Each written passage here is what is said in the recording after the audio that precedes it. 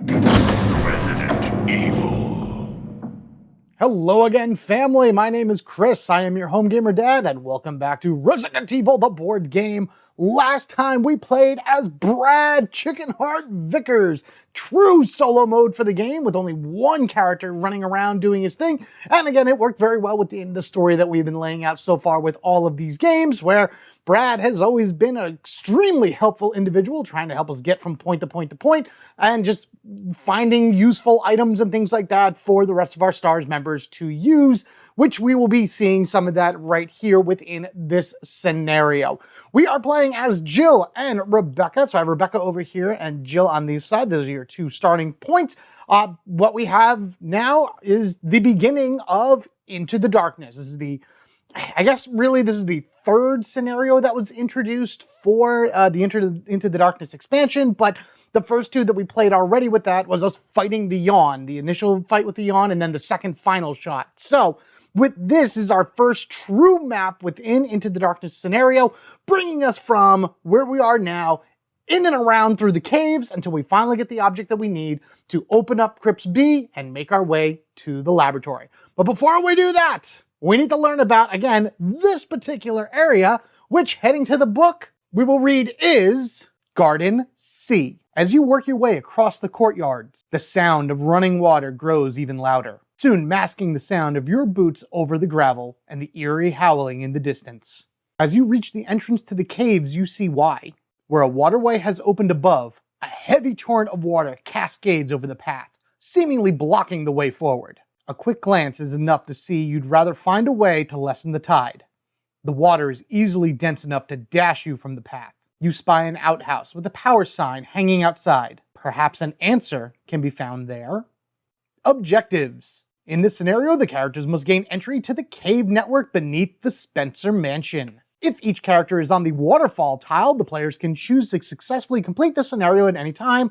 And as always, if there are any enemies on the Waterfall tile when the scenario is completed, skip step 6 during the end phase. Special rules. Power generator. A character with the battery in their inventory and in the same square as the objective token can spend an action to start charging the battery. Place the battery card in the same square as the objective token, then shuffle the charging cards and place them face down to create a deck. If the battery is charging, draw a card from the charging deck at the end of each tension phase. If each enemy on the charging card is in play already, remove the corresponding enemy that are furthest away from the active characters so that the models are available to spawn. Basically, this means that if you run out of whatever enemy that the card is telling you to spawn, you take whatever's on the board furthest from you and bring it to you. So if you only have 2 hunters and they're already on the board, you would take the furthest hunter and bring it to you should the charging card ask you to spawn a hunter.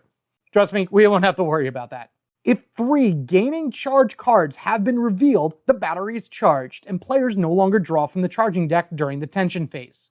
A character in the same square as the objective token can spend an action to discard the battery card and add the charged battery card to their inventory. Feeding the generator. A character in the same square as the objective token can spend an action to remove any number of kerosene tokens from their profile card and place them in the square. The maximum number of kerosene tokens that can be in the square at any time is 4. When a charging card is drawn at the end of each tension phase, draw an additional card for each kerosene token in the objective square. Choose one card to resolve, then return the others to the bottom of the deck in an order of the player's choice. After the chosen card is resolved, discard a kerosene token from the objective square, starting the mechanism and flooding the waterway. A character in the same square as the Moon Crest token can spend an action to remove the crest. When the crest is removed, place the Mooncrest puzzle card in the first space on the puzzle track with 10 wound tokens on it. Then shuffle both number 20 tension cards into the tension deck. These are really bad cards and will stay there for quite a while. At the end of each tension phase, discard a wound token from the Mooncrest puzzle card. When the final token has been removed, discard the Waterfall Gate locked door card, enabling your characters to actually leave and finish the scenario. Card decks. Item B deck contains 4 kerosene containers and some acid rounds. We may do something a little crazy in order to get those acid rounds earlier than later, but for right now, just keep in mind the kerosene containers are very important when feeding the generator. No other decks need to be manipulated until you put those number 20s in, so there are 4 exploration cards for this scenario, and after completing the scenario, add the Caves A scenario card to the map. As with most of these things, there's a lot that I explain through the book, but it'll actually make more sense as you see it in action. For the most part, there is a spot on the map that you're going to be putting the battery on and then charging it, giving it, the power it needs in order to power something else later on. And that's where this deck comes into play. As I start drawing from this deck, you'll see all the bad things that could happen from here. And then, of course, just what we need to do in order to get the charged battery. This is one of those scenarios, at least in my opinion, where the mystery of the game kind of falls a little flat because, listen, for those that have been watching this for a while, you probably already know or figured out by now that I don't go into these blind. I mean, this is the first time I'm going through it from beginning to end regardless, but I've watched playthroughs, I've looked through the exploration cards, I've mapped out like where I want to go and everything. This is one of those scenarios that will throw you for a loop immediately because, like, I'm charging the battery. What am I charging the battery for? Then if you look through the cards, you'll see an elevator. Why is there an elevator? Oh, ideally, if you read all the cards one by one, it'll tell you that once you get the charged battery, it's enough to go to the elevator, which brings you to another level, which is where you need to go to push the button to make the waterway come down, where this comes, and then the moon one goes in there. We put the wound tokens on, and then you wait for that to tick down for everything to open up. Again, it sounds so much more complicated than it really is. Follow me through this. We should make it out without too much of a hitch. Rebecca, as always, our great medic right here. We do have a little bit of healing for her, but I can always get some more a little bit later. I gave her the flamethrower and the assault shotgun because she's going to need that right away. Jill, we gave her a ton of weapons as well. The regular shotgun, the grenade launcher, and the magnum, so she'll be powering through. I have some shotgun shells for both of them, and they're amazing shotguns. Jill, I gave the lighter just to use.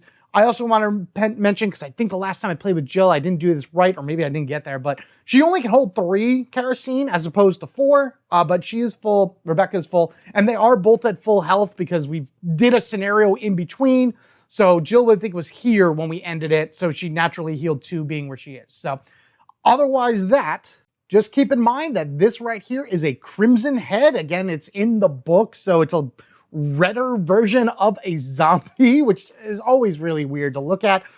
So that's a Crimson Head. We got 2 dogs and we are ready to get going. So I think what we're going to do now is we'll start with Jill. We'll go 1. We'll kick this open for 2 and we'll flip it the other way. We'll dive down in here for 3 right in front of this dog and we will shotgun it to the face right off the hop.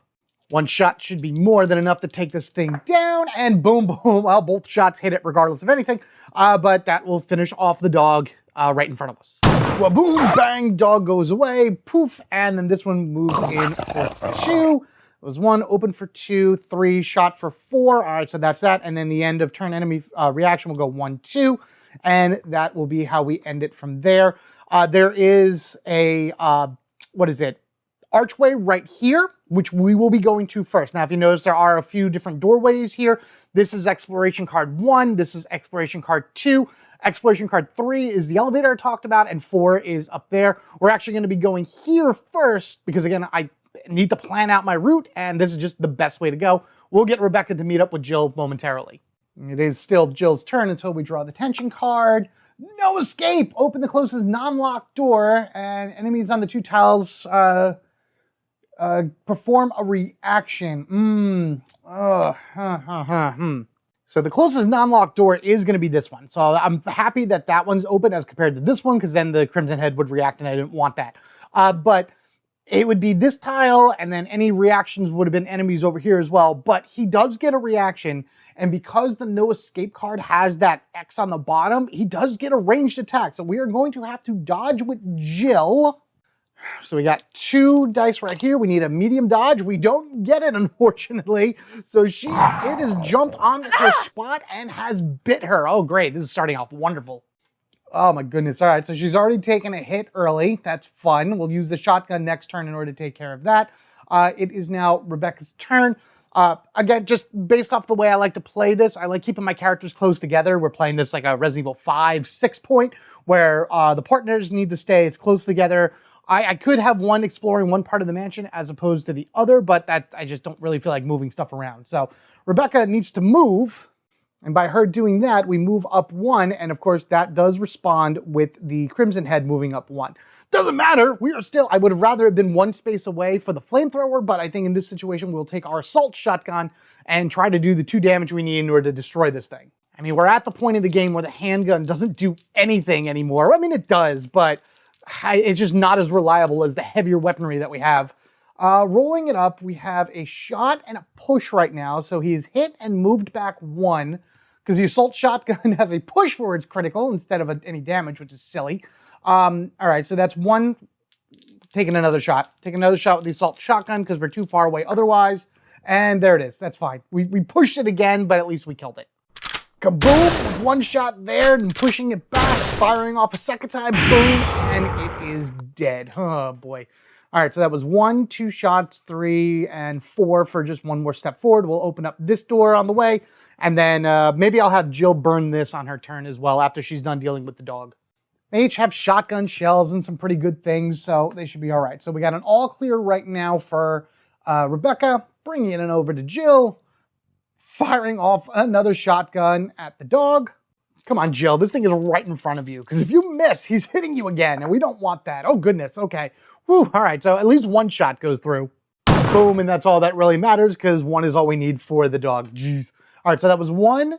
We're going to go 2, 3, and then we will go ahead and use our lighter to ignite this, corpse right here in order to get it up off the field. We have now cleared the field of enemies, which is what I usually like to do. And then we're going to start turning around and making our way back through this area after Rebecca's turn. All right, so that's Jill. Jill has another no escape card. Okay, so that actually helps out because the closest door then is, Rebecca. So we'll open up that for her. Awesome. Let's go again. And we haven't been pulling from this because we're not charging the battery yet. We have to make it to the spot where we need to put the battery in to charge it before we start drawing from this. All right, so No Escape was nice enough to pop this open for us. So hooray, thank you. That was creepy, but awesome. I could go into this room to start checking out this B item right here because we do have to figure out, like, I want to find those acid rounds. I need those acid rounds before we do anything else, before we leave this scenario. But there's also a ton of kerosene containers. I don't really need them at this point. So let's go 1, 2, 3, 4, and the ladies are back together. And actually get rid of one of these from Jill because she had used it to burn the zombie. She did No Escape. Rebecca did her 4 motions. We have an all clear. Jill will move forward. And I think before she does anything else is she's going to go ahead and first action take her shotgun shells. This is an A item, so that will get shuffled back into there at the end, which is fine. I think I'll be able to survive on that. Put 6 shells back in her shotgun just to make her feel better and not so scared. We'll move that over. We'll move the grenade launcher over as well. And we'll leave the battery down there. So that's action number 1. And then we'll just go 2, 3. Do I want to jump in for 4? No, I'm not going to jump for 4 because I need to have I'd like to have some actions going into a new area, of course. We got plenty of time and we can always get back here to use our 1 increment in order to reset everything. But for right now, I think we're all right. Tragic Echoes. Locate the closest zombie to the active character. This is one where you put an A token on it.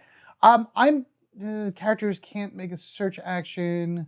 I think the next enemy that pops up, I'm just going to give them an A item drop. So we'll do that once we open up the next area, which maybe she'll do that. No, she won't. She's going to go 1, 2, 3. They're going to hang out here together. And Jill's next turn, she'll reveal everything over here. All right, ending Rebecca's turn, all clear. And now we head over to Jill, who's going to brave this area, step 1 into here and through this archway, because it's not a door. She is going to reveal everything for exploration card number 2.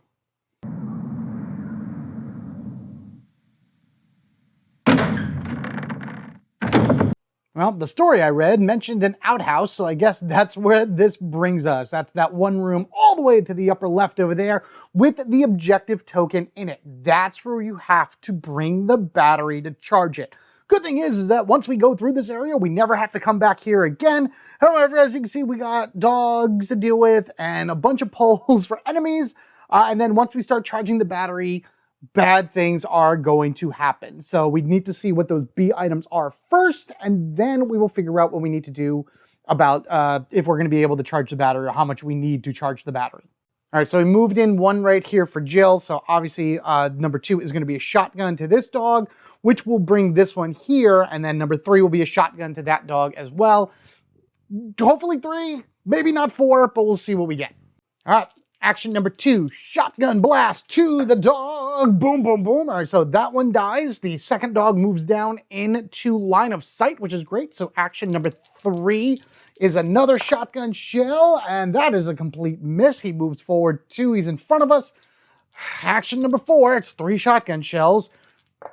Dog dead, dog dead. Okay, well, that's her entire turn, but we did what we needed to do, and that's what matters. Boom, boom goes that dog, so that is gone out of here. I'm assuming this one ran, and then Jill just kind of like, blah, fired off and completely missed. Dog heard it, came this way, but then she came close enough to her and she fired at it, and boom, this one went away as well. So again, that's the end of her turn, but at least she got rid of all the dogs. And they are safe for now until we get to the rooms where they need to start pulling things. Foreboding Echoes.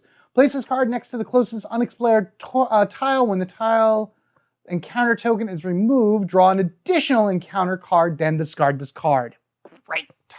All right, did say that I wanted to put an A item under another enemy. So what I'm actually going to do is we're going to do 2 things. First, we're going to remove this, and we're going to turn that into a triple pull, because that's kind of what Foreboding Scene is going to do for it. Turn it from a double pull to a triple. And then I'm going to put this A item right underneath it, so this way any zombies or whatever I pull from there, they will get the A item that I should try to pull, because getting any more A items is a good thing. So that's going to be what I do in order to satisfy both of those cards. So that's all done. Rebecca goes, and here we go. Yeah, come back here, girl. 1, 2, 3, 4, right on the other side of that, which is good. I'm going to have her on her next turn. Jill's going to go 1, 2, 3, burn that for 4. She'll need a kerosene. So then Jill will go after that B item while Rebecca opens up this one and hopefully just uses the flamethrower in order to destroy everything in there. I know Jill has a lot of powerful weapons, but I'm holding off on them for right now until we start charging the battery, because we're going to need the Magnum, we're going to need the grenade launcher, and yeah, that's what it's going to be. The shotgun is just kind of like her whatever thing for right now. Speaking of which, we know that Jill's going to be moving. She'll go 1, 2, 3, and then her 4th turn is going to burn this corpse right in front of us, getting that off of the board. And that will remove this as well. Kind of why I want her to open up that B as well, because if it's a kerosene, she can at least refill. Why is she getting all the yellows? For 1 round, characters must re-roll successful attacks if there are any corpses on their tile. Okay, so that's all right. That's not so bad. We are in the teeth area, so at the start of each character's turn, roll the black die for each corpse on that tile, and then replace it as okay. So Almond's feeling is going to go on the board for Rebecca's turn. We'll just plop that for right here, because it's 1 round, and I assume that's just both. Once it comes back to Jill's turn, that'll go. Oh no, at the end of Jill's turn, that'll go away. So it is Rebecca's turn. She'll go 1. She'll open up for 2, and we will walk in for 3. Maybe not the smartest idea, but things are going to spawn here and here. So anything that's here, she should be. Oh man, it's turn 4. Maybe she just retreats. I don't know. Whatever. Pulling 3 and seeing what we get. Because remember, we had that 1 additional one that we need to pull because of the tension card that was pulled from Jill. Spawn a zombie. You're going to get an A item, my friend. Place this card next to a tile for the rest of the scenario. For each time a character leaves another tile and is placed on this tile. Wait a second. Hold on. Place this card next to the tile for the rest of the scenario. Each time a character leaves another tile and is placed on this tile. Are you kidding? Oh, I gotta keep. So when Jill's gonna enter it, we gotta draw an encounter card. And then on our way back, each one of them is gonna have to draw an encounter card whenever we walk in. Ew. Oh, I don't like that. Ugh. Spawn a corpse. Great. Now we gotta roll for that. At the end of the active character's tension phase, replace each corpse with a zombie on it. All right, well, we only have 1 enemy, but that's terrible. Okay, so first off, basic zombie goes in. Gonna go right here. Spawn right next to her. It's gonna have an AI on it, so she's gonna turn and burn it. The next thing that we have is a continuous yellow pull for this room. That's basically what that 1 encounter card means. Whenever somebody walks into this room, you're drawing an encounter card. This will never go away. This is permanently on this tile, which is great in one hand, but terrible in another, because we do have to come back this way. Finally, we have to spawn a corpse, which is right here. And we're only going to be able to take care of this. So at the end of the tension phase, this guy is going to stand up. Granted, that's fine because Rebecca has her flamethrower, but we got to deal with it later anyway. All right, so we burn that zombie to the ground. That's more than great. Fantastic. Burn, burn, burn. Fire goes. You are dead. And we are collecting that A item that was supposed to be on that one from a while ago. So that's good. So actually, we made a successful attack. There was a corpse in our room, the ominous feeling. So we're going to give this a roll, and it's a 3. Okay, that's fine. So the zombie does not stand up. At the start of each character's turn, roll the black, blah, blah, blah. So Jill will not actually have to roll. So let's grab the A item for Rebecca. This is going to end her turn as well. A green herb. Okay, I'm actually going to leave this right here for right now. We'll just leave that on the side. I could use that to heal Jill. Once per turn, Rebecca can use without using an action. When Rebecca uses a healing item, heal the character an additional level. Okay, well, that's great. She didn't have any more damage, but I could heal Jill without needing an action, so that's great. That is Rebecca's... Oh, no, I got to do a tension card, because now it's the end of her phase. Virulent Blood, great. Place this card next to the tension deck with a wound on it while this card is in play. Always use this simple printed. How many? It's 6 wounds on it. I've been killing and getting rid of things pretty well here, so trust me, there'll be a lot going on, but that's really bad if this is the constant symbol on it as well. And it is the end of the tension phase, so this guy stands up into a zombie. He doesn't move or go anywhere, but on the next reaction phase, he will go. But I think Rebecca will be able to beat him anyway. So we're going to go 1, 2, 3, and then we're going to activate this B item for 4. Jill may end up just using the kerosene. I have a feeling, yeah, I figured as much. So 3 kerosene container markers are going to go on this spot, and that is going to be the end of her turn. All right, so now we got these here for a little bit later. Enemy reaction, that's fine. Just puts it 1 closer to Rebecca. Oh no, so scary. Ominous feelings will go away, so that's good. And then Rebecca will kill that thing on her turn. Let's just, for Jill, Disease Claws. Gosh, places next to the tension deck with 4 wounds token on it. If a character is hit by an enemy, they are poisoned. I only have 1 blue herb in my thingy. So we're going to put this up here. And this is the end of each character's turn we discard it. It's not so much killing anything. So I'm only going to put 3 on there because it is the end of Jill's turn. So that happens. Now we're over to Rebecca, who has a zombie right in front of her. So let's go ahead and burn that thing to the ground with the flamethrower. Where are we at? We're at 8. 8 out of 10 shots. Yeah, she won't get an A item out of this, but getting rid of enemies in front of us is always good. Oh, what are you rolling to? Okay, it doesn't matter because they were both hits anyway. So I can hit well with the flamethrower, but that shotgun was not doing very good at all. All right, so we can burn this guy to the ground, finishing him off. That's great. So we get rid of him. I can then get rid of one of these from Virulent Blood. So that's another enemy defeated. Oh, man, I'm afraid to walk into a triple pull room. It was 1, 2. I could walk in for 3. I would have a 4th move then, but depending on what spawns, it could be terrible. Let's go. Right in. Move in for 3. Pull for 3. Okay, here we go. Pull number 1 is a dog. There's a dog right next to me. Man, these things are just all over the place. So 1 dog next to me. Second pull. Spawn a zombie in the active character's square. Uh-oh, something I think is going to hit Rebecca unless she can dodge. And then lastly, we have, oh my goodness. Oh, this is a bad room, Rebecca. I only have 1 turn left. Uh-oh. Oh, no. All right, so we know that there's a dog right here. We know that there's a zombie in my space. And we know that 2 more zombies spawn. 1 here and 1 here. Oh, this is bad. Oh, this is really bad because Rebecca only has 1 action left. And as much as I want to be able to kill something, that's not going to happen. Okay, so she has 1 action left. We're going to go ahead. All right, we're going to retreat. We're going to go backwards. So all we need is a small dodge to do this. This is also going to be bad depending on what happens in the other room, but we shall see. All right, so we got a medium dodge. That's fine. You know what? Instead of moving backwards, here's what we're going to do. We made the dodge, so we're going to go whoop over here. So that's where we are. So now the enemies are going to react. Virulent Blood is in it, so this guy is actually going to attack us because zombies have a range 1, right? Yep, using that X symbol, zombies have a range of 1 now, so he's going to try to get me. He doesn't move into my square, but he does try to bite me. Okay, all right, so I avoided the dodge, but I don't get to push him because it's not my square.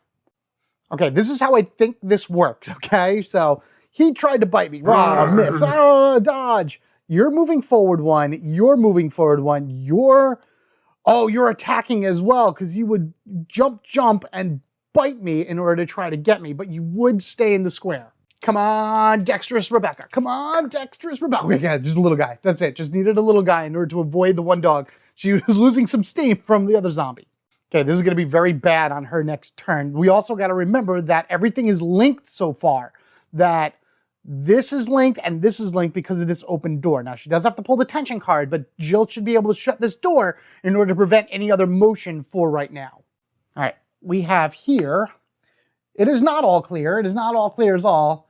This overwrites this. So that's, I believe it's the X one, not the pi one or whatever. But no one's poisoned, so that's also another thing. If we were poisoned, you would take damage if that symbol ever came up on like an all clear or something. But one more disease claw down. That's what's really scaring me. Anything is getting poisoned. Jill, first action is going to take 2 of the kerosene containers that are on her and refill up her kerosene. She's then going to go 2, 3, and shut for 4, just so these guys don't get any more reactions on them. Furthermore, I don't think there's no escapes at all, so no one's going to get anything. Okay, all clear for her, for sure. Let's just go here and pick up our flamethrower and just start burning things. I have 8 in the chamber. This actually could take 2 actions in order to do, depending on how I roll it. So first thing, we're using the flamethrower for the space we're in right now, which is the dog, and we burn it. So we burn the dog for sure. That brings us down to 7. Dog is gone. All 3 zombies move into the same spot as Rebecca. They don't get an attack reaction. It's just a movement reaction on stuff like this. So now it's Rebecca and 3 zombies in here.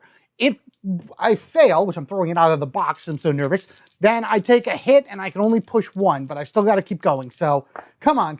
Yes. Oh, flambe right in my spot. Ouch. Bring everyone up to speed here. Fire at the dog. So the dog goes away. Boom. I'm probably not going to do too much editing for this because it's a lot. And then we have 3 zombies that move in. 1 space, 2 space, 3 space. And then Rebecca gets terrified and just burns the whole thing up. Burn. That's 4 enemies, by the way, that we have defeated in 2 actions. Oh my goodness. It's 1, 2, 3, and 4. We only have 1 left for that virulent blood. And remember, any cards that I do, it's kind of a house rule as well, that require markers on them will never get shuffled back into the deck whenever I use an ink ribbon. So we only see them once, but that's all I really care for them. And I think in this situation, I'm going to go 3, 4, just go up there because it was 2 actions for this. And then we're going to be right here next to this door so we can open it up in order to get the thing. So that was tense. This is the problem with these decks. You never know. Always never know what's going to happen because you're just going to get some of the worst things ever. Of course, there's always good things in there too, but it is what it is. Jill, open for 1, and because this room is a continuous yellow, unexplored token, she walks in and I have to draw 1. Depending on what it is, I may care for it, I may not. 2 zombies, and they're going to be split because that's just how it works. Got 1 right here and 1 right here. Fun. All right, so that was open for 1, moving for 2. I think I'm just going to go 3, 4, and end the turn, and both of these guys are going to walk in like this, and they're all in the same spot, ready for Rebecca to hit them. This also will get rid of the disease clause, because it was the end of Rebecca's turn, and it's the end of Jill's turn, so at least that's gone from it all. Let's then, for the end of Jill, for it all clear, Rebecca goes. Again, a lot of this is about strategy, how you're going to use your characters in order to do things. So the first thing I'm going to do is I'm going to kick this open for 1, and then we're going to go 2, 3, and she'll flame broil those 2 zombies on the other side for 4. This will bring the flamethrower down to 5, but I feel like I'll have enough kerosene in order to get what I need to get. Good. So that's not a good one, but that's the one I need. Remember, the flamethrower will always hit the entire square from 1 damage. And we'll also blow up the zombies because they are, well, they're burned, incinerated to death. Or incinerated to re-death, I guess you can say. So goodbye, both of you. You are gone. And that is the end of Rebecca's turn. And this also means this is gone as well. So hooray, just clearing things out of very tense situations. Waterlogged. So this entire area is flooded. Good. Well, this is, place this card next to the active character's tile is gone for the game. Oh, and also before I do anything else, before Rebecca ended her turn, I'm actually going to use her free action, being that she's in the same spot as Jill, to use this green herb in order to heal her 1. So that's a free action for Rebecca. Just remember that's what I'm doing. I wanted just to get that out of the way. Now, as far as the waterlog goes, I have a flooded token, which I place right here, meaning that I can't burn corpses that are within here. Not that it matters, there's nothing to burn, but it is what it is. Does Jill want to go and start that? No, Jill's going to go 1, 2, and activate that for 3, and then move 1 over for 4. So we'll see what B item this is. She's either going to pick up something, or something's going to go into that spot. Kerosene. Okay, so 3 kerosene things are going to go into that spot, which is fine, because we don't need that right now anyway. So we know there's 3 there, there's 1 there. We got plenty of kerosene all over the place. Now on Rebecca's turn, we can start getting in there and charging the battery, which is what Jill currently has. Rebecca can still feed the machine, basically putting her kerosene into it. There was nothing in the instructions that say that she had to have the battery in or whatever. She's just fueling it up. So that's pretty good. Fevered Assault. During the next player's increase all movement value by 1, this card remains in play for 1 round. All right, that's not so bad. There actually shouldn't really be anything on the field, so I'm not too worried about that. We'll leave it here for right now, just a reminder, but it is what it is. 1, 2, 3. Oh, man, so I'm actually 1 away right here. So we're in this spot with the objective token. So this is where our objective is. I would have been happier if Rebecca put something down, but, you know, you can do what you got to do. All right, Jill's going to then go in and do this. 1, 2, 3, and then for her final turn, she's going to take all of her kerosene, which is all 3 things of kerosene, and drop them into the same spot as the objective token. She has fed the machine. Actually, no. What am I doing? No. We're not going to do that. Haha, I take that back. Why? Because we need to get the battery in there to start charging. Rebecca can do this on her next turn. So instead of that, we're going to insert the battery into the machine in order to get that to start charging. That is Jill's final turn. You need an action in order to insert the battery into the generator in order to get it to start going. So this is actually good in the way this is going to happen. Let me put these kerosenes back because we're not using them yet. This will give you a good idea of exactly how this minigame / puzzle thing works. Now, with the battery in the charger, at the end of the tension phase, that's when you start drawing from this pile. This is your charging pile. Within this deck, there are 3 cards that say like charged battery or battery charged or something like that. You don't want anything that says still charging, in which case then you have just kind of got to get rid of whatever you have. Whenever you draw, it goes to the bottom of the deck after it's been resolved. This will also be whenever you put more of these into the square, you would draw more of these charging things. But this only happens at the end of a tension phase. Okay, that came out really weird, but let me show you an example. Jill's turn is over. First thing she has to do is draw her tension card because that's how that works. All cleared, fantastic. Now that we're at the tension phase, you draw 1 card from this deck charging the battery. You would then draw 1 additional card for every kerosene token that's on that space. So you can have as many as 4 tokens on that space, so you can draw up to 5 cards from here. Once you draw, you see what it says. This says still charging. A howling sound barely over the mechanical din. Spawn a Cerberus. So that's bad. Cerberus comes in. Actually, this goes to it. This is out of the game, I believe. So it's still charging. That is just gone. A Cerberus now goes onto the board because these things are just all over the place. So we got a doggo that has appeared right here. Every one of those cards will spawn different enemies and different bad things to happen. So yeah, that's why you want to draw as many as possible. And again, because there's only 3 of those charging cards within the deck, you want to draw through this as fast as possible. So we're going to go over here. I want to take care of that dog, but the first thing I'm going to do is we are going to take all 4 of her kerosene tokens, plenty of kerosene that we can find throughout this, and drop them onto the board, feeding the machine. This will help us out quite a bit later. So we got all 4 on there. Second action, we're going to turn around and we're going to barbecue a dog that's right behind us because I don't want that there.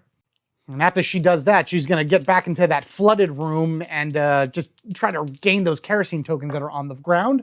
All right, good. So she has defeated the dog, which is great. All right, so this is gone for action number 2. Sorry, no animation because I just want to get through it. So action 1 put there, action 2 defeat the dog, and 3 and 4 were over here. Apparently this room is flooded from the outhouse, which is disgusting, but it is what it is. That's been gone as well. Actually, that'll go to the top of the discard pile, doesn't matter. On her next turn, she'll get over here and just regain some kerosene. Now we're at the end phase. There's no enemy to react. We do the tension card. All clear. Now we draw from here. Because there are 4 kerosene tokens, we get to draw 5 cards. It's 1 draw plus 1 for every kerosene token. 1, 2, 3, 4, 5. We would then choose which one of these we want to resolve, and then we put the rest on the bottom of the deck in any order we want. Still charging, still charging. There it is, gain charge. Oh, that's great. Okay, this is both good and bad. So all these still chargings are going to go to the bottom. This one would have spawned 2 zombies. That one would have been a zombie in the character square, and 2 zombies. Gaining charge is great because we need 3 of these. Hey, it's our first one. However, everyone says spawn a hunter, then place his card by the side of the playing area. When the 3 have been charged, the battery is charged. So yeah, this is the problem. You're spawning hunters every time you gain a charge. That's terrible. So we got 1 gaining charge right here, which is great. We need 3 of them. And the hunter is going to spawn next to Rebecca because it is the closest spot to her. It's just, that's where she is right now. This is always going to happen. So think of it as, because it's charging, it's making a lot of noise and it's attracting enemies to your area. Also, we remove 1 kerosene token. So now instead of drawing 5, we're only drawing 4. But again, that's a way of getting through it faster and faster. Yeah, so that's going to be the end of that. It is Jill's turn.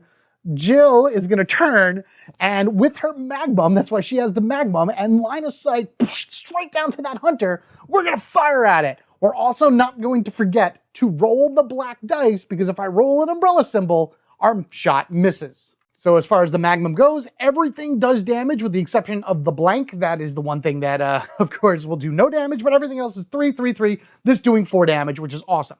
Also remember with the hunter, if you happen to roll the umbrella symbol, they dodge. So I think I'm going to roll both of these together. We'll roll them together to see if we do any damage and make sure that he takes the hit. There we are. So not only does he take 3 damage from the magnum right in the face, but he does not dodge away from it. Fantastic. Bang, long range shot right to the hunter's dome. Boom, dead, dead, dead, dead. Oh God, that would have been bad if that thing stayed alive. We need to be in the spot as well for us to be able to gain it. So I think what Jill's going to do is she's going to spend a second action to put another token here, bring it back up to 4, and that is going to end her turn. All right, so we'll go ahead and draw this. Respite. Place this card next to the active character's tile. 6 wound tokens on it. Oh, okay, so as long as she hangs out in there, she won't actually have to draw tension cards, but she will have to draw this so long as we still need to charge the battery. I may just bring Rebecca back in here so we can do that and not have to worry about anything else, because we just know hunters are going to keep coming out.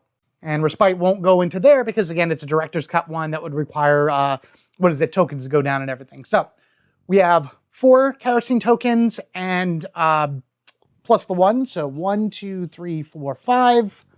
The only thing bad would be if we got 2 gain charge in 1 shot, which we did not. Okay, so we got 1 gain charge right here. What else did we have? We would have draw an additional tension card, spawn a zombie in the active square, spawn a crimson head, 2 zombies. But we are going to just do, again, gain charge. These will all go to the bottom of the deck like so. This is the one we will resolve. And of course, spawn a hunter, then place his cards aside, yada, yada, yada. So jumping in from here, there is the hunter right next to Jill, which is really bad. So we got our second gain charge and taking out one of those. That was Jill's turn. Now we're off to Rebecca. Rebecca is going to hastily run back in here and fight the hunter. I have 3 actions left. Hunters have 3 health. We're just going to go ahead and just flamethrower this thing the best that we can because it's right where it needs to be. Every time we hit it, it won't move, pending we hit it. Oh, that got a cracked die right there out of 3. Okay, so action number 1, we do 1 damage. Action number 2, that was. This is action number 3. We do 1 damage again and do that. That brings us down to 2 flamethrower rounds. Oh my goodness. We're gonna assault shotgun. I need to have a better chance at hitting it. I have to hit it. So it's gonna be 2 flamethrower and 1 assault shotgun. We do the damage to it from here because that's just a push, and it's not. It doesn't dodge. Oh, I'm getting so nervous by that one now. Now that I don't forget it. A fury of flames and bullets go through this thing like crazy, bah, bah, bah, bah, bah, bah, bah, and it does eventually die. We do have 1 more that we have to worry about as well.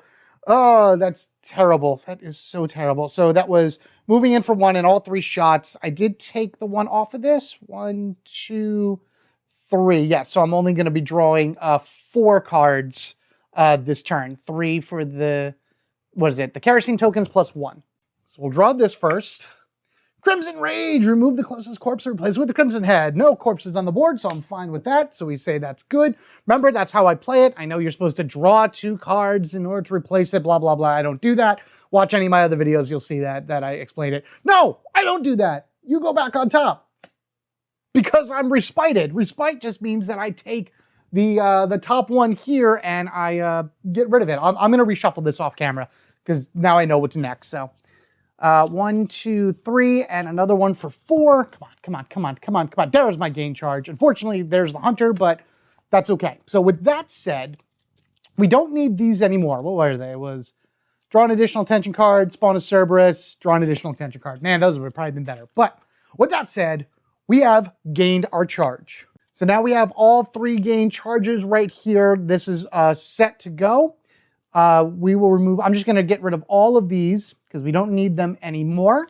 The battery has been charged, so now we can take this out and replace it with the charged battery. We do need an action to pick that up. So with that said, we need to bring a hunter back into the fray, and it is Jill's turn. First thing Jill's going to do, she's going to pick up this charged battery right here. The second thing she's going to do is she's going to use her magnum and fire at that hunter. I do have a thing of magnum bullets in my storage, so worst case scenario, that's where I pull from. There we are. Boom, boom, boom, boom, boom. That's 3 damage to it, and it does not dodge out of the way. Kaboom, kabang, hooray, hurrah, you are gone. I'm going to go ahead and just remove these because I don't need them. She already picked up her battery, so we're going to move 1. And I'm going to take away 1 of these, and that's going to be the end of her turn. And because we don't need anything else over here anymore, we're just going to move on. So Rebecca's going to go 1, 2, 3, and for her final turn, pick up all of these kerosene tokens as we make our way out of here. Remember, Jill didn't need to pick up a tension card because of the respite from that 1 room, which is fine. All right, so we got all that. That's good to go. We're now going to kind of go a little bit faster here, try to burn through this. So that's the end of Rebecca's turn. All clear.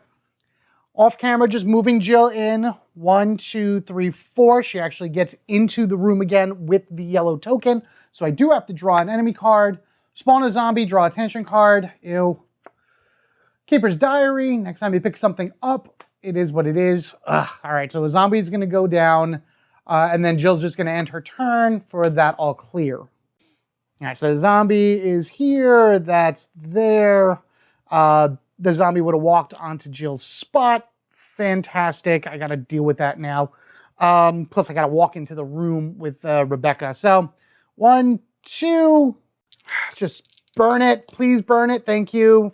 3, that's dead, so you're gone. And 4, and unfortunately Rebecca also now has to draw an encounter card. Man, that yellow, constant thing is a pain in the butt. After resolving all spawn entry points cards with this card, replace the closest corpse with a zombie. I don't think there are any on right now, so great. So we don't have to worry about encountering anything. The charge battery is right here. Once again, we're just going to burn through this. Jill's going to go 1, 2, 3, 4. She's on the space with the single kerosene that's just hanging out there. That doesn't count for Keeper's Diary. It's when you pick up when you do, have you resolve, hang on. I don't think it's a search action to pick this up because it talks about search actions in the instructions and it's like item, so I'm pretty sure Keeper's Diary is an item. So her picking this up on her next turn will not trigger this. So that I'm keeping it like that. All right, it's her end of Jill's turn. All clear. Rebecca, 1, 2, 3, 4, making her way back to the other side. Reanimate, locate the closest corpse, remove the corpse and spawn a zombie. Nope, nothing there. Jill, action number 1, picks up, so now she's full. 1, 2, 3, because she only has 3 actions left. All clear. Then we're gonna move Rebecca. Yeah, let's go back to the map. Okay, I wanted to move everything out of the way because what we're gonna be doing now is coming down to this way for exploration card number 1. We never have to go back to this area again. We charged the batter, we have a full charge batter, we are good to go. We now need to go down here and explore what's down here. So Rebecca's gonna go 1, 2, 3, and gonna be sad to do this on her 4th turn, but we will do it anyway. Let's jump ahead right on in here and actually open up this whole area, which is exploration card number 1. Remember, this was already open from a no escape from earlier, so didn't have to use an action in order to do that.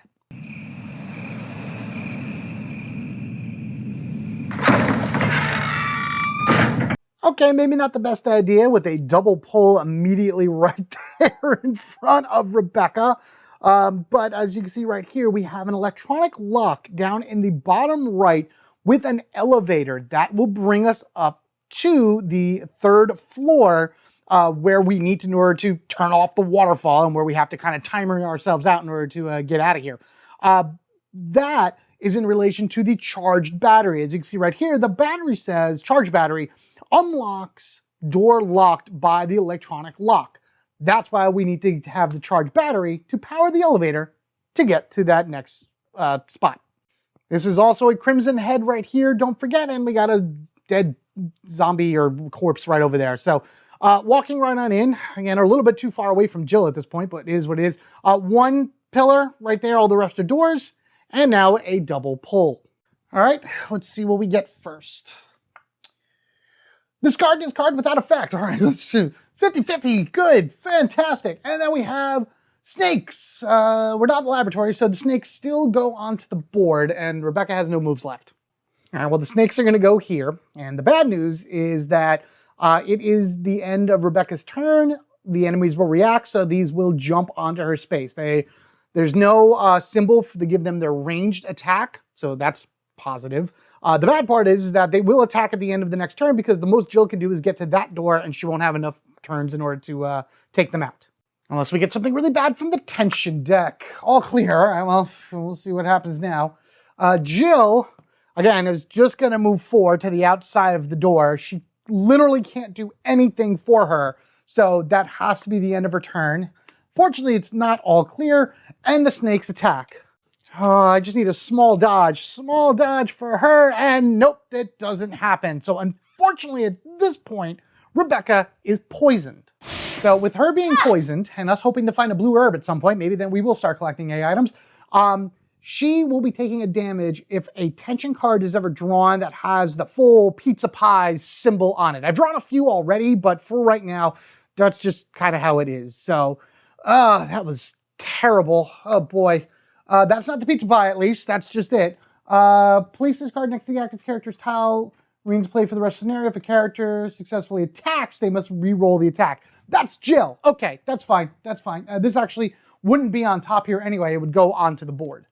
I'm just going to put mark target on this because that's where this is supposed to be. You know, the flickering lights would be right here, but they should have a flickering lights token, just so you remember. Because leaving this next to here is just going to take up so much space and is ridiculous. So that's fine. Rebecca goes... What's Rebecca going to do? Rebecca could just walk past these snakes to try to get to that A item in order to finish it off. Or she could just kill the snakes. You know what? I'd rather avoid them. 1, 2, 3, and we'll pick up the A item for 4. Yes, the snakes will go on Jill's spot, but Jill could just walk right past them and leave them there. And at this point, I need Rebecca to try to find a blue herb, but she found a first aid spray. Cool, why not? I've used first aid sprays for the A items before and shuffled them back in, so that sounds fine to me. Rebecca turn goes, sure, why not? Technically, the snakes would have jumped on Jill's spot at the end of the turn, and that would have been the end of that. So now Jill goes. Jill's going to go 1, Oh, did I forget to put a pull there? What is that? Yellow pull. Not so bad. 2. We'll walk in for 3. Because remember, the snakes you don't need to roll to get by because they're easy to get past. They just move 2 spaces a turn. So that's fine. We do have 1 more action left after I do a pull. And we haven't triggered that one Crimson Head. He's still behind the door. Spawn a zombie, search the encounter deck, pile for any Cerberus cards, and shuffle them back in. I did have, I think, 1. Yes, 1. Okay, so that's fine. So a zombie goes down, and a Cerberus gets shuffled back into there. All right, so the zombie's going to go right here, and then Jill does have 1 more turn left, or 1 action left. I think she's just going to sidestep this, because now at the end of her turn, the enemies are going to react. You'll go up 1, and this snake will move forward 2 into the room, and we will figure out what we want to do on Rebecca's turn. All right, Jill, all clear, but it has the bad symbol on it, and I don't want that to happen. I don't want the snakes to get her, but then again, so would the zombie. Rebecca goes, and it's just going to be 1, 2, 3, and she will flamethrower the snakes. She's going to have to reload this flamethrower before we go anywhere else. All right, so at least the snakes are defeated, and that's fine. So she burns up the snakes right there. There's only 1 left on her flamethrower, unfortunately. The problem now, though, is that the zombie is going to move forward 1 because it's a move reaction. That's going to be the end of her turn, and now Jill has to dodge it. Will Jill get away from this zombie? No, no, she won't, but at least she's not poisoned, but she did get hurt. She did bits, ow, and push. So we'll just push him right down in here in line of sight of Rebecca and Jill, which is great. Guess Jill can use her shotgun next turn. Sure, why not? Let's go ahead and do that. Let's lock this down, boom, to 2 shots on the shotgun. Wow, I've used that many shotgun shells already and back down to 2. My goodness. All right, well, that's what it is. Rather just get rid of these things than have to deal with it. Plus, we have a Crimson Head on the other side. It doesn't matter. Good, good, good. That we have to knock out as well. All right. Boom, boom, dead, gone, perfect. So that was action number 1. And we're going to go 2, 3, and we're going to pick up all of these. All right, see what this B item is for 4. Because at this point, what do we got? We got 3 left. 1 of these 3 are acid rounds, and I do want to get those at some point, and we do. Man, I wish I had the, the kerosene for this particular one, but that's okay. So acid rounds right here. Acid rounds are special. They're very similar to the incendiary grenades in that you would load them in, and that's what your primary shot would be from your grenade launcher. Right now I have 4 shots in that for the incendiary. The incendiary special one, I think they both blow off the heads. Yes, they do. The incendiary are splash damage. The acid rounds are push, but the acid rounds are stronger. You got 2, 3, 2 damage for the incendiary, 3 across the board for the acid. So these are very good also to have for later in the game. We'll end her turn right there. Sinister Echoes. Place this card next to the attention deck with 4 wounds. When a character makes an attack while this card is in play, resolve the attack, draw a attention card. The end of each character's... great. All right, so we're just going to put that there. I'm going to put 3 markers on it because it is the end of Jill's turn, and so 1 would have come off anyway. Rebecca, first she's going to do is 3, 6, 9. You know what? 1, 2, 3. I don't think each of these is a load. We're going to say each one of those is a load action. Is it? Yeah, it's probably using 1 at a time for each reload. So 1, 2, 3, 4, 5, 6, 7, 8, 9, 10. Okay. It was at 1. I did 3, 6, 9, so it's back up to 10. And then she moves 1 space into the room with Jill. We'll remove that because that's the end of her turn. Draw attention. Overrun. Great. So if this is still in play at the end of the scenario, we raise it by 2. How many wounds? 3 wound tokens. That's fine. There's 3 things. There's plenty of things for me to kill going on in. Does it even count? Discard a token from this card, kill an enemy, or a corpse is removed. Ah, yeah, so I can actually do both. So that is the end of Rebecca's turn. So we'll do... Did I remove this already? I think so. So that's that. Right, because then... Well, Jill removed 1. Rebecca removed 1. This would be Jill's right here. God, what do I want to do? What do I want to do? That token that I removed would have been removed from Jill. I don't want this guy to come at me because he's going to. I'm just going to move Jill up here, and that's going to be the end of her turn. And then I'm going to move Rebecca right here, and that's going to be the end of her turn as well. Actually, I'm getting really close to the end of this, so I really should think about using my ink ribbon. So that's the end of Jill's turn. What I'm going to do with Rebecca is we're going to make our way back up here to the typewriter. So we're going to go 1, 2, 3, 4. That's not a wall there, because that's not how it was in the book. And then on our next turn, she will reset the typewriter, resetting the deck. This way we can get up the elevator and do what we got to do and then get back here for when we need to be. All right, so she goes all clear, just because this is getting really big and I want these gone. Sinister Echoes is off the board, which is great. Now, Jill is going to fight a Crimson Head. She's going to do that by going 1, kicking that open, entering in for 2. Let me just check the card really quickly. Hold on. Yep, that was a clear spot. So now the Crimson Head sees her. Oh my God. And grenade to the face. Crimson Heads have 2 health. So again, anything other than a blank will kill it. Yes, boom. Fire away. Dead. Boom, and gone. And you are off the board. Oh boy, that was a thing. 3 grenade rounds left. So that was open for 1, enter for 2, fire for 3. And I will move forward 1 for 4. And then next turn, she will deal with the 3 here while Rebecca resets the deck. So we got one of these because I killed something, which is great. Crimson Rage. That is with Jill. Oh no. Okay, well, there's that Crimson Rage from before, so guess what's back? Right here. This guy, whoosh, comes off the board, and there's a Crimson Head.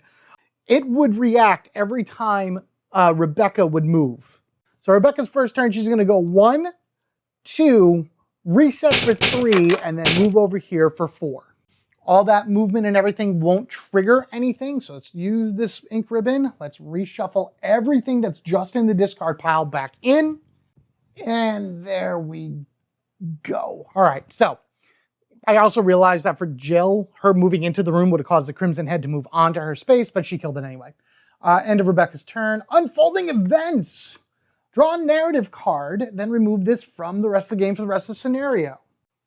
Remember, this is still Rebecca's turn. Now, normally, for narrative cards, I would shuffle and just kind of take the top one and go with whatever it says, regardless of anything. But I want to do this one specifically right now, just to kind of give us something fun to work towards and see what we can get in the future. It's one of those things where it's like you would never encounter this if you never pulled this card, and I want it in the deck and in other places just as an option for later. This is tiger puzzles. Some tigers have yellow eye, some tigers have a yellow eye and a blue eye. Shuffle the, oh my goodness, I don't know what the numbers are off the top because it's very far. I think it's number 9 and number 10 item A cards into the item deck, and then the number 4 narrative cards into the narrative deck. So the A and B, or the 9 and 10 item cards are the yellow gem and the blue gem, which I'll shuffle these in at the end of the scenario. So going forward, we'll be able to possibly find them from the A deck. And then something valuable is going to go into the, into the narrative deck as a possibility to pull later whenever I shuffle it in. So that is how the narrative event is going to work for this random tiger puzzle, because I think it's just awesome. I love that puzzle in the game. Jill moves forward and draws 3. You also move forward, by the way, so we'll see what else happens within this room. Oh boy. She'll be drawing 3 from the encounter deck. All right, first, spawn a corpse. All right, that's not so bad. Second, we have locate the closest tile to the active character that contains 1 or more enemies and at least 1 non-locked door. Open every non-locked door close to that tile. I'm the only place with an enemy, so that's fine. Nothing else unlocks. I wish Rebecca's would unlock. And spawn a zombie. Okay, so we got a corpse and a zombie out of the 3 pulls. That could have been a whole lot worse. All right, so the corpse is going to go there. Zombie goes up here. And we're going to go ahead and I think we're going to fire the grenade launcher at this and then use her shotgun for this one and just clear them out, because she was here. She moved in for 1, 2, 3, and then maybe burn that for 4. Yeah, that sounds good. She'll be able to clear the room, in theory, and then make it enough so Rebecca can get back in here, right? Okay. It's a grenade launcher, so that does that. So that'll do damage. That's good. So that kills the Crimson Head. That's dead. Zombie would have moved forward. We use a shotgun now. 1 shotgun. Only one shotgun. Oh, thank God. Oh, I thought it was going to be a miss. So that's good. So that's action number 2, Crimson Head. Action number 3 for the zombie. I realized it was only 2 damage for the Crimson Head, but that's all the health he had. So kablooey from the incendiary round, so you're dead. You move forward. Shotgun blast right to you, blowing off your head. You're gone. And then we turn, and the final action is to ignite this and get rid of it. And that is how you clear a room in this game. All right, let me move this over a little bit. Okay, there we go, because I need a space for my discard pile. All right, good. Gone. This is gone again for the game, so that's fine. What else do we have? I already took away stuff here. We only have 4 magnum rounds, 1 shotgun shell, and 2 grenade launcher. Plus I can throw the acid rounds if I need to. That is the end of Jill's turn. Murderer Crows. The active character must pass a small evade roll or suffer damage, and then each character on the tile must do the same. It's only Jill to have the... Where are my dice? All right, so a small evade for Jill. We got it. We got more than enough, so she's fine, and Rebecca isn't in the area. So we're going to do that. Rebecca's going to take her 4 action. Action number 1 is opening a door and then moving 2, 3, 4. That is the end of Rebecca's action. All clear. Jill, all Jill's going to do is move up to here, and then she's going to use her charged battery in order to unseal this lock. So now she has the ability to go on here to get up to the 3rd floor. All clear, ending Jill. Rebecca, again, is movement 1, 2, 3, 4, right at the other end. All clear. You know what? Let's go, Jill. Because Rebecca would go 1, 2, 3. The elevator is like constant up and down. Maybe she went up, moved to hit the button, and came down. So we know that Rebecca's next turn is going to end her on the elevator on the 3rd floor. So for the first turn, Jill's going to go in, and boom, the elevator takes her to a whole new floor.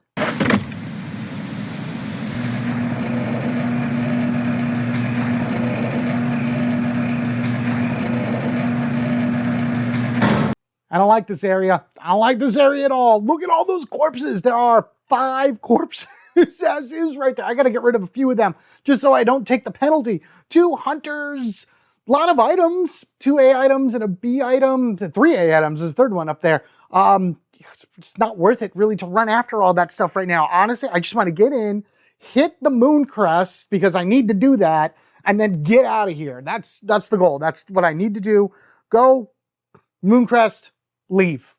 And actually, the first thing I really need to do is hit that hunter right here in front of me. There is a 2nd hunter way up here as well. He's going to start running at me. He's going to start running at me. Just action number 2, magnum round, right down. Always remember to roll that black die with the hunters or else you're going to possibly screw things up. That's okay. Boom, boom, boom. 3 damage to the hunter and he doesn't dodge it. I like this method. Roll the black with the shot. Okay, so kablooey right here. He is gone off the board, but that does insinuate this guy's like, hey, I heard a sound. 1, 2. Everything is linked because it's just all here. All right, so that was 1 action up, 2 action shoot, 3 action, 4 actions. We're going to go ahead and just use another one of her kerosene to burn this guy away. You are gone. End of turn. This hunter then goes 1, 2 right here. Oh, goodness.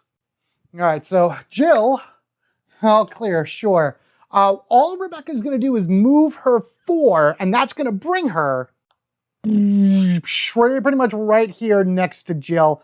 I don't know what she's going to do, if anything, but for right now, Rebecca's just going to chill right there. Here comes Hunter, boop, boop, and away we go. That was Rebecca's 4th turn, so it's not like she could do anything otherwise. All clear. Okay. Jill's turn. Jill needs to take care of that Hunter.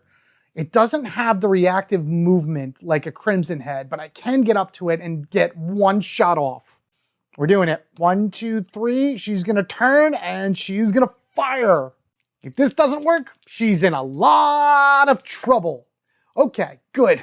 It's always a 1 in 6 chance this thing could like run away, but boom, another magnum shot. Man, I'm using a lot of that ammunition. Bang, and you are gone. Yes, it's a terror that you have to get through this and using all this ammo, but there's just so much that could happen. Yeah, 1, 2, 3, and that was it. So then it'll be Rebecca's turn. Let's draw from here. All clear. I'm glad we're getting all these up here. That's fine. Rebecca. She's actually going to go 1, 2, 3 right next to Jill. No, we'll move her one closer. 1, 2, yeah, right there. All right, so that's going to end her turn. All clear for now. Jill's turn. Jill's just going to do a trade with her and take... Rebecca's going to try to go after those other 2 A items in, what is that, in that other area. So we're going to go ahead and put the dagger right here. I know that the other B is a kerosene, so we can always try to get that from Jill later to burn some more things. So we'll give Jill a dagger, and we'll give Jill the other first aid spray. So now Rebecca has 2 open slots to grab those 2 A items. That's Jill's first turn. Second turn, she's going to go... Man, I only have 1 kerosene left, and I want to get down over there and like not have anything rise up on anybody. Oh, we'll be okay. So that was 1, 2. We're going to burn that one for 3. So we'll get rid of this for her last kerosene container. And then 4. And then next turn, she'll go into here for a triple pull. With this, oh, she can be on a corpse too. Ugh. I don't like this area. This area stinks. All clear. All right. Rebecca. All right. Rebecca's going to go 1. She has 3 actions left. She does have to do a double pull, so we will do that. But I do want to see if this zombie gets up. It does not. Okay. So then her 2 pulls. Put a yellow unexplored tile on this token. Okay, good. So I'm never going to be back here, so that's fine. Great. After resolving all spawn entries on cards, replace the closest corpse with a zombie. Oh, I'm standing right on it. Oh, no. Well, that goes here, and the closest corpse is literally, right there. Oh, my goodness. Okay, well, I knew I should have burned that. Well, it doesn't matter. Then this one would have been burned and would have been Jill's problem. That was 1. Action number 2. Let's just flame this thing to get rid of it. So it's 1 less thing we got to worry about. Whew, okay, good. So now we're down to 9 in the flamethrower. All right, so you're gone, which is fine. Enter for 1, fire for 2, 3, 4. Don't worry about these unexplored tokens because, again, I'm never coming back here again. That's the end of her turn. And we draw. No escape. That's fine. Maybe something downstairs will unlock. We're not quite sure. Jill now is going to activate the waterfall. Okay. 1, 2. Does not get up. 3 pulls. Okay. Here we go. All right. Ignore the effects of any other... Ignore the effects of any other encounter card with the card... Oh, and shuffle them back into the encounter deck. Oh my goodness. Place this card in there. Oh, this is a safe room. Oh my god. Guys, oh my goodness. Again, I wish I had a token that said safe room, but that's pretty much exactly what this is. This is now a safe room. This is no longer in the game, so I can't even shuffle it back into the thing. But at the very least, this is a safe room. Nothing else can spawn here, even if it's on a tension card or anything like that. Oh boy. Okay, so then, oh my god, I'm shaking. That was so nerve-wracking. 1, no, it was 1, 2, 3, and then we get to push the moon crest for 4. Oh, down goes the waterfall. Well, not yet, technically. So this goes here, and this now has 10 tokens on it. The end of every turn, we remove one of those tokens. Once the last one's removed, then the waterfall gate has been unlocked, and we can finally leave and finish this scenario. It is the end of Jill's turn, so we remove that. That's great. But we still have to draw tension cards. All clear. Okay. Rebecca is going to go 1, pick up the first A. No, she'll go 1, 2, pick up an A item for 3, which is a kerosene container. So then on her 4th action, she's going to reload kerosene. That's her turn. All clear. Jill's going to do the same. She's going to go 1, 2, grab the B, because this is going to be kerosene, because we already have the acid rounds. So we do this. Yep, kerosene container. And then on her 4th, put 3 down as well. So I got to take down 2 more of these. cornered. Locate the closest active character where there's enemies, but no cat. I don't think I have anything on the board, so that's good. So we're still clear. Still clear. Rebecca is going to move over 1, pick up that second A item for 2, which happens to be a blue herb. Good. Good. Good. Good. Good. And yeah, that's great. And then moving on for 4, that is the end of her turn. Supply cache, I don't think there's anything to be killed, so I'm just going to leave it there. That's fine. That's the end of her turn. Now we just need to get out of here. Let's get out of here as fast as we can. So we're going to go 1. We're going to burn that for 2 to use one of her things because I don't have to deal with it. 3, 4. And then we're just going to speed ourselves out of here. All right. Gunshots in the distance. What's next? Cerberus, you're gone. Fantastic. Cool. End of you. Click, click. Rebecca goes 1, 2, 3, 4. Still on the same level. All clear. Jill is actually on the same spot as Rebecca. We're now just going to be leapfrogging 1 and 1. Fevered Assault. During next player's turn, increase all enemy value by 1. Whatever, we're just running anyway. Rebecca goes 1, 2, 3 down the elevator. Good. And Jill, 1, 2, 3 down the elevator. Oh man, let me reset the board. Hold on. All right, so we're back down here. We got to make ourselves up to the waterfall in the next few turns. That was the end of Rebecca's turn right here. I forgot that there was a fevered assault for God knows how long, so I am going to draw... I'm going to draw 2 encounters from the deck and see what happens.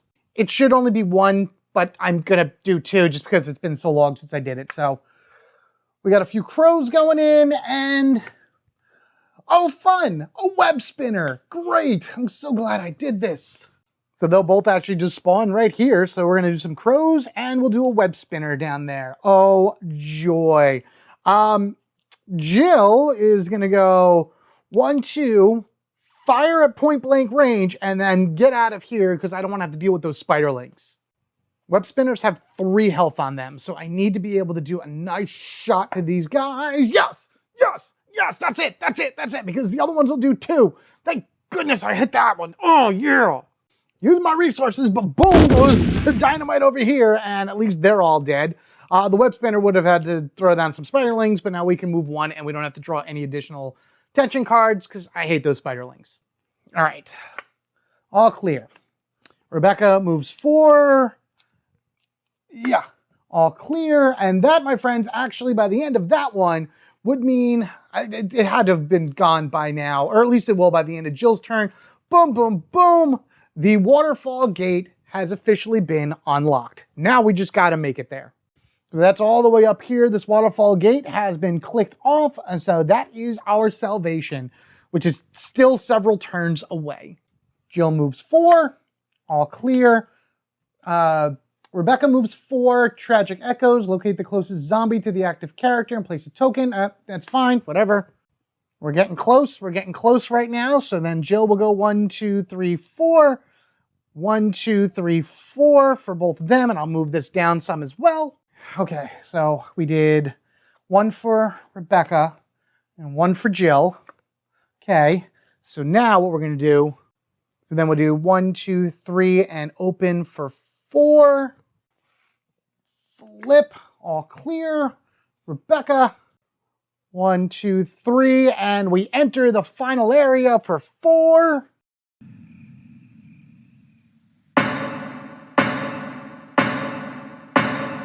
Which, there it is, the waterfall tile. Simple, easy, single thing. Let's just get both of the girls on there and call this a done. That's it. This is the entrance to the cave. Let's draw. And we get all clear. Move Jill in. Close the door behind us. And finish this off. All right, well, that was wild and crazy. Everybody is finally within our tile right here. That was long. That was very tedious. But we made it. Let us head to the end phase and wrap this up. All right, so first thing first, we will be increasing the mansion danger level by 1. I believe that puts us at 10. I am trying to figure that out now while I'm talking, but we'll just say it's at 10, maybe it's at 9, I don't know, but it's still in the yellow, so that's all that matters. Moving down, as far as corpses go, there's one corpse still wandering or laying around, I should say, on the field. So that's fine, and there are no zombies because of all of the due diligence that we do for clearing out the mansion. So no more new cards added to the deck. You know what I did forget to do? I forgot to add these cards to the tension deck as soon as I triggered this. So that is my fault. That is my bad. Again, this just went on so long, so I just want to do it. These are Hunter's Prey, by the way, Spa Hunter, and the active character's square. Yeah, and then it also tells you if all your hunters are on the field, just take the furthest one and put it there. I have plenty of hunters because of stuff that I've used. So these are, from now on, just in here. So just don't worry about that. Going forward, we got plenty of hunters in order to deal with as is. As far as everybody else goes, we didn't use anybody for, there was no missions. There was that one narrative card, which is fine, which again, I'll shuffle those in there when we're done. Reloading everything. Man, we are so low right now. Regular shotgun is only at 3. The Magnum is up to 4 out of 6. Our grenade launcher got 2 more incendiary grenades, so it's only at 3. That's never fun. Flame round is back to 10 out of full, and the assault shotgun is up to 5 out of 6. Oh boy, Jill has full kerosene. Rebecca is short 1.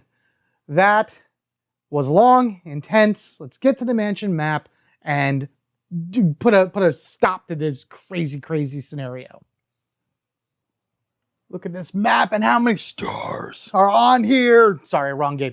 Right universe, though. Yeah, we are cooking right along on this one. Got another one right there. Garden C has been completed. And I apologize right now if this happens to be 2 episodes, which it very well may be, because my goodness, it's just the back and forthness of this one is just wild. Having to go all the way to one end to do all those things, to go all the way to a completely separate floor, back down, to go all the way back to where basically you began. It was a lot of running around, a little bit tedious and annoying, but we were able to do it pretty well overall.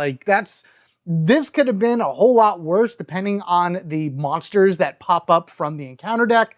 And then I was just flipping overall clears like crazy near the end there. But man, we had a lot of really bad things also that happen pop up. Anyway, with that said and done, we can now put on Caves A and work our way through into the darkness, which are all of these right over here. So it'll be Caves A, B, and C. What's nice about Caves B is that is a boss fight. So that'll be a fun one indeed, and also lower our mansion level down.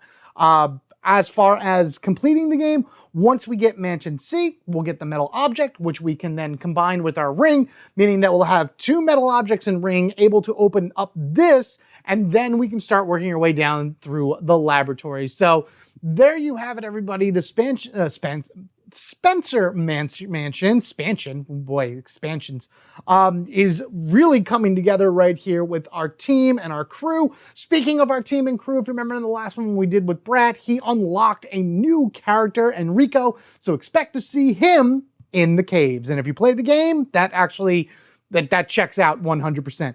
I think I'm going to take Jill, because I love Jill. Jill's amazing, and I kind of want her to get the advanced version, because I was looking at some of the advanced versions of characters, and I think advanced Jill is awesome. So, Caves A, Jill and Enrico, and then they will just make their ways around. And of course, once I start going down here through the laboratory, you gotta play as Jill and Chris, because they are the main characters of Resident Evil. I don't care how many games Jill needs to be in now, but Jill is a main character, Chris is a main character, Leon and Claire, sure, they're main character. Leon is probably more than anything, but for right now, this is Resident Evil 1, so those are the 2 that we're going to focus on. Let me know what you think overall down in the comment section below. How are you doing on your campaign? What did you think of Garden C, should you happen to have the Into the Darkness expansion? And of course, just your overall thoughts as would be for Resident Evil, the board game.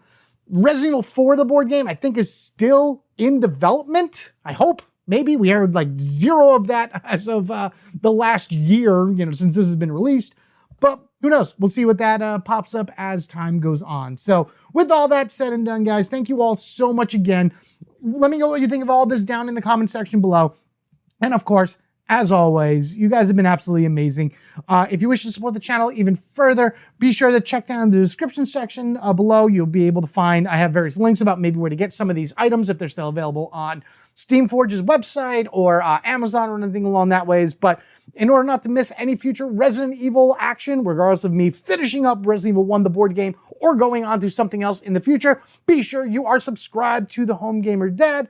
And as always, to really help the channel grow, besides just Patreon and memberships, which I am changing those around within the next few weeks or whatever. So be sure to keep an eye on those. Your view, your like, sharing this video wherever you may want to, and of course, give me a comment and dropping a subscription down below go a long way to helping the channel. Thank you, thank you, thank you, thank you, everybody, so much. I'm feeling the end coming soon, and I'm kind of like itching to do it. So probably want to try to get these out more often than not. So with that said, thank you again. Take care of yourselves and each other. We are family forever, gaming together. I've rambled on enough. I am tired. I am exhausted. Thank you again. I will see you in the dark caves. Take care, everyone.